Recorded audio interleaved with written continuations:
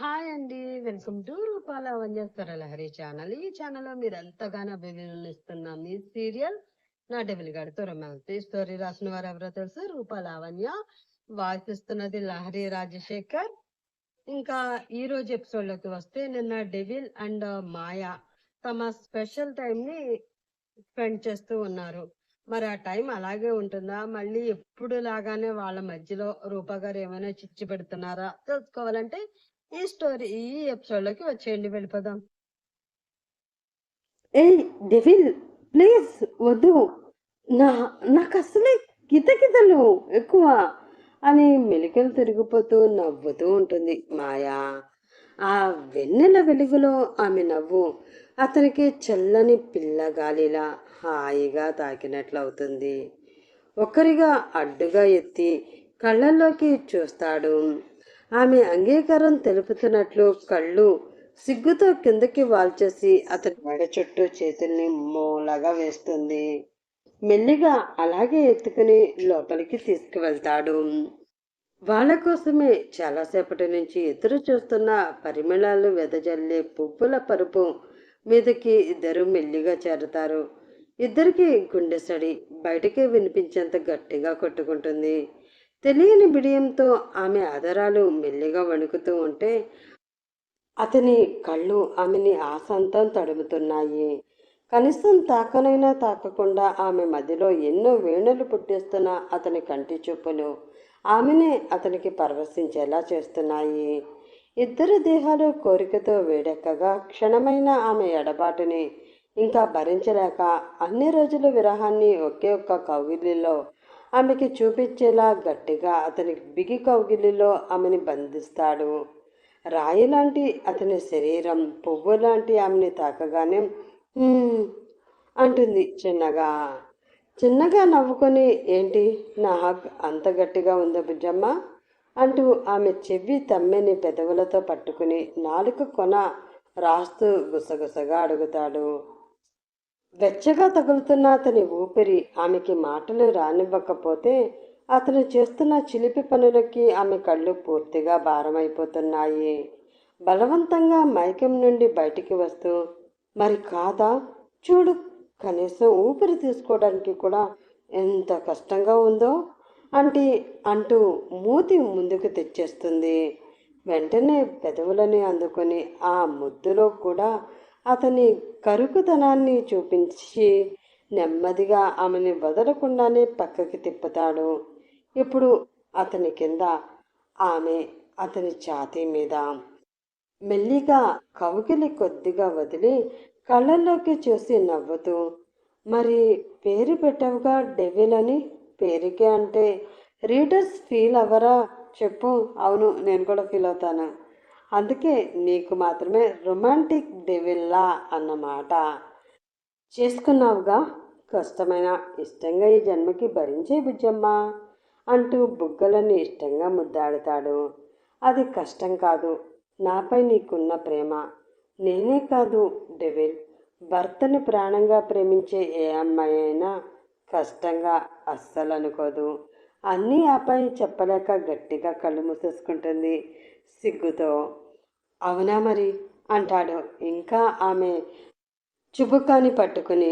పో డెవిల్ అంటూ ఈసారి రెండు చేతులతో ఆమె మొహాన్ని మూసుకుని అతని కౌగిలిలోకి మరొకసారి చేరిపోతుంది. ఆపై వాళ్ళిద్దరి మధ్య మాటలు కరువాయి. వాటి బదులు తీయని కోరికలు మొదలవుతాయి. చల్లగా ఉన్న ఆ గది కాసేపట్లోనే వారి ఇరువురి వేడి నిట్టూర్పులతో నిండిపోతుంది. కాలం ముందుకు సాగి ప్రేమ ప్రణయం పండు వెన్నెలా పొంగుతుంది. ఇద్దరి ఒలవులు నేలకు చేరిన వేళ ఆమె కంటి కొనల్లో నీటి చుక్క బయటికి వస్తుంది. కానీ అది ప్రేమగా మాత్రమే. ఎంత పొందినా తరగని ఆమె అందం చూస్తుంటే ఇంకా ఏదో కావాలి అనే అతని తపనను ఆమె వడలిన మోము చూసి అతి కష్టం మీద అణుచుకుంటాడు. తెల్లవారుజామున ఆమె ఎదపై వాలిన అతను, ఈ చీరలో భలే ఉన్నావు బుజ్జమ్మ, మామూలుగా అయితే నిన్ను అలా చూశాక ఇక్కడ నుండి అందరికీ దూరంగా తీసుకుని వెళ్ళిపోవాలి అనిపించింది అంటూ ఓరగా ఆమెను చూస్తూ, అదే మన హనీమూన్కి అంటూ కన్ను కొడతాడు డెవిల్. ఏంటి ఈ సిచ్యువేషన్లోనా? అస్సలు వద్దు డెవిల్. మావయ్య గారికి మళ్ళీ నార్మల్ అయిన తర్వాత వరకు మనం ఎక్కడికి వద్దు అంటుంది. నువ్వేం చెప్పనక్కర్లేదులే తల్లి, ఆల్రెడీ మీ అత్త ఆర్డర్ వేసిందిగా, ఇంకెక్కడికి వెళ్తాం? డాడీకి మొత్తం క్యూర్ అయ్యే వరకు మనం ఇక్కడే లాక్ అయిపోయినట్లే. అలా అని మన రొమాన్స్కి తక్కువ చేస్తా అంటే మాత్రం అస్సలు ఊరుకోను. నాకు దూరంగా ఉండాలి అన్న ఆలోచన కూడా నీ మెదడులోకి అస్సలు రానివ్వకు అంటూ మళ్ళీ ఆమెతో అల్లరి మొదలు పెడతాడు డెవిల్. ఈసారి అతనిచ్చిన ప్రేమ కానుకలకి ముద్దులు అద్దుతూ ఉండగా లీలగా మాయ ఫోన్ రింగ్ టోన్ వినిపిస్తుంది. ఈ టైంలో ఫోన్ ఏంటి అంటూ కొంచెం కంగారుగా చూసి డెవిల్తో కూడా అదే చెప్తుంది.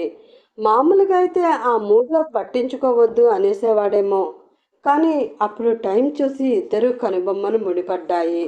ఎందుకంటే టైం 2:15 AM. ఆమెని మెల్లిగా వదిలి అతనే లేచి ఆమె బ్యాగ్ తెచ్చి అందిస్తాడు. ఎందుకంటే అదొక మహాసముద్రం లాంటిది. కోర్స్ మాయ హ్యాండ్ బ్యాగ్నే కాదు, ఏ ఆడపిల్ల హ్యాండ్ బ్యాగ్ అయినా కూడా ఒక మహాసముద్రమే. అందులో నుండి ఒక చిన్న వస్తువు తీయాలి అంటే మినిమం 2 నుండి 3 నిమిషాలు పడుతుంది. ఏమంటారు ఫ్రెండ్స్? నిజమే అంటాము. ఏమంటాము మేము కూడా. మాయ కూడా పాపం అలాగే ఆ చీకట్లో చెయ్యి పెట్టి వెతికి అతి కష్టం మీద మొబైల్ బయటికి తీసేలోపు అది రింగ్ అయ్యి నోరు మూసుకుని ఊరుకుంది. అనుకుంటూ బ్యాగ్ పక్కన పెట్టి ఎవరో చూద్దామని మొబైల్ లాక్ తీసే లోపు మళ్ళీ రింగ్ అవుతుంది. చూస్తే అరుణ్. ఆ టైంలో అరుణ్ ఫోన్ అనగానే కంగారుగా లిఫ్ట్ చేస్తుంది. అటువైపు నుండి గట్టిగా ఏడుపులు, గోలగా ఉంటుంది. ఎవరికి ఏమైందా అని గుండె వేగం పెరిగిపోతూ ఉంటే అతి కష్టం మీద గొంతు పెగిల్చుకొని భయా అంటుంది మాయా. డెవిల్ కూడా ఆమెనే చూస్తూ ఉంటాడు. శామ్ మన హనీ సూసైడ్ చేసుకున్నాడు రా అంటూ ఏడుస్తూ చెప్తాడు అరుణ్. భయ్యా, ఏమంటున్నావు నువ్వు? అవును శామ్, నువ్వు తొందరగా ఇక్కడికి రా. మేము ఆల్రెడీ హాస్పిటల్లో ఉన్నాం, ట్రీట్మెంట్ జరుగుతుంది. పోలీసులు మమ్మల్ని రానివ్వడం లేదు అంటూ చెప్తుంటే పక్క నుండి జాహ్నవి, పూనం గారి ఏడుపులు వినిపిస్తూనే ఉంటాయి మాయాకి. అప్పటికే ఆమె కళ్ళల్లో నుండి కూడా కన్నీళ్ళు ఆగకుండా వచ్చేస్తూ ఉంటాయి.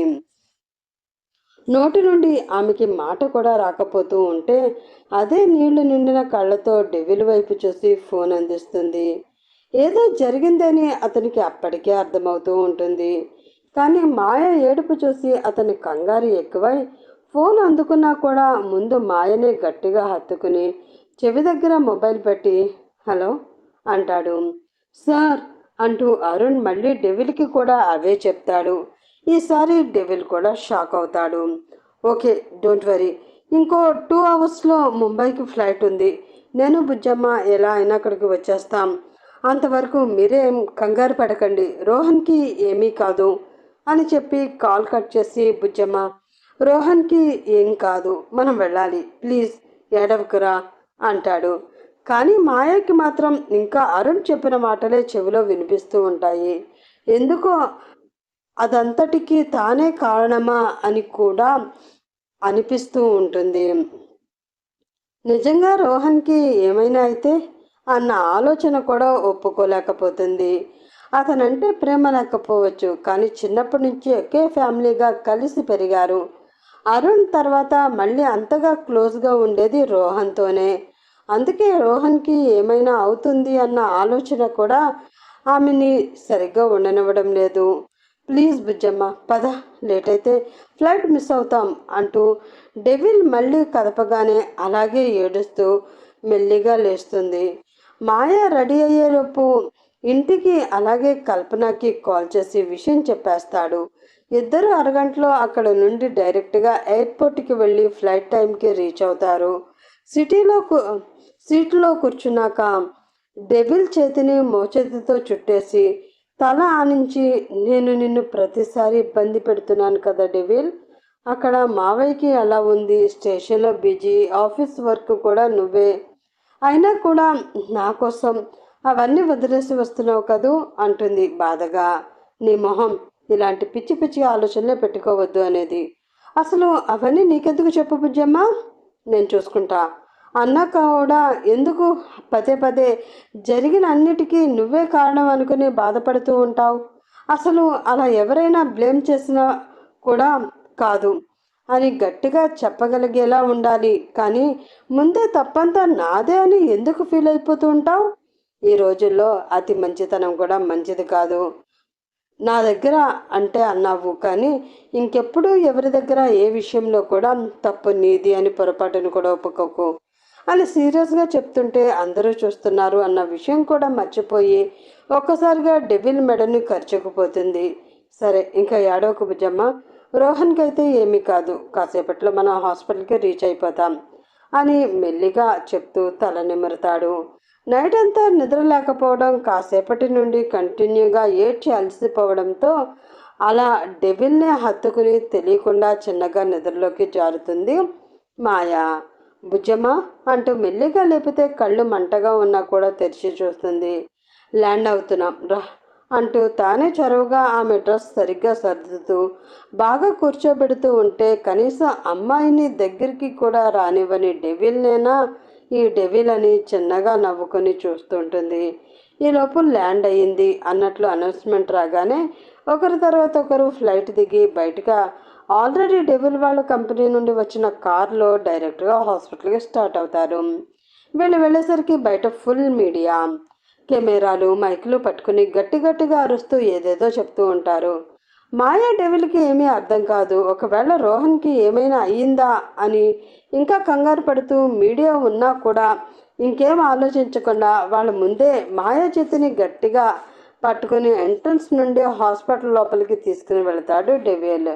కానీ వీళ్ళిద్దరూ 4 అడుగులు కూడా వేయక ముందే ఆ మీడియా వాళ్ళంతా వీళ్ళిద్దరిని చుట్టుముట్టేస్తారు.